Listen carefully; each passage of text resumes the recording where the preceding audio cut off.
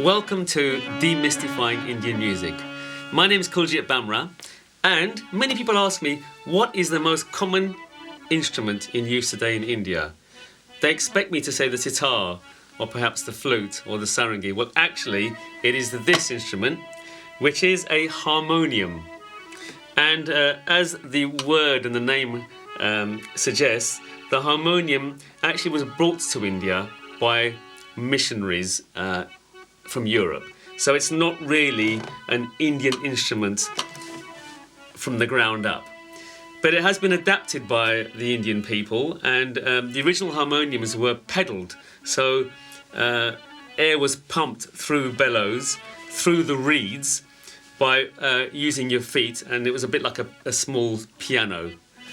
This has been adapted so you can sit on the floor and play, and you can pump it with your hand.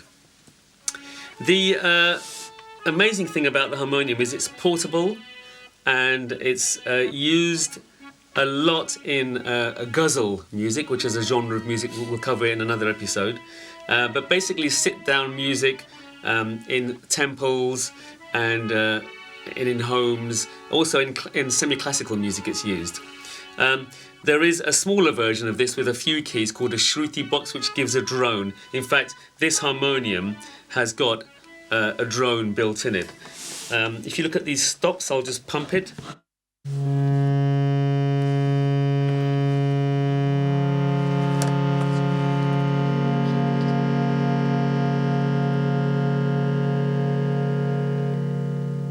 And immediately you feel that it sounds a bit like a church organ. And I think originally that was its purpose. The missionaries brought it in on their religious tours. And it was basically a portable church organ. What's happened recently is we've used it so much in Indian music that we've forgotten, or can we say we've sort of divorced the idea of it being a religious sounding instrument. Although in the West, when you play it, it sounds very churchy. What I love about this instrument is that it has a fascinating feature which is very useful for me, who is not really a keyboard player, and that is it has a transposing mechanism, which means if I learn to play a tune in a particular key, I can change the key of it by moving this slider up and down. If you watch this keyboard,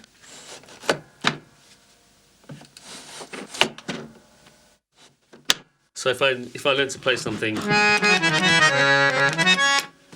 could do it in a different key, etc. And that's a very useful feature. Let me open it up while I've got the lid off.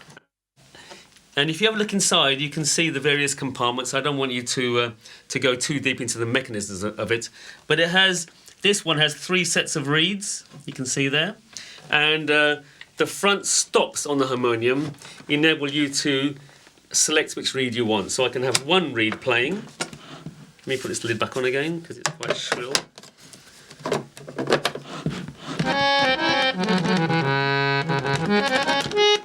I can add another reed. And then add the 3rd reed.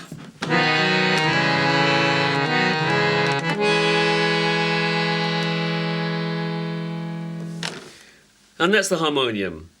There are a few challenges with the harmonium. Firstly, because you're pumping the bellows with one hand, you've only got the other hand to play, and which means your chords are limited to 3, 4, or maximum 5 notes. Also, the reeds can go out of tune. So you then need to go to a specialist to have them retuned and repitched. That's quite common with many reed instruments, including accordions, etc. But the main problem with the tuning of the reeds is that although there's a Western standard in Europe and the Western world, we have an industry standard for tuning so that all instruments, when played together, sound musical. In India and in the Indian subcontinent, each harmonium player uses their own standard, and that's not necessarily something that fits with the Western standard. So, for example, if I was to play a C sharp on this, it may not match exactly a C sharp played on an oboe or a piano, for example. That could be a problem. So I'm hoping that very soon we develop our standards so that all harmoniums are pitched to what we call 440. Otherwise, it's a beautiful instrument, it's portable, and you can carry it around at your leisure and play it at your leisure.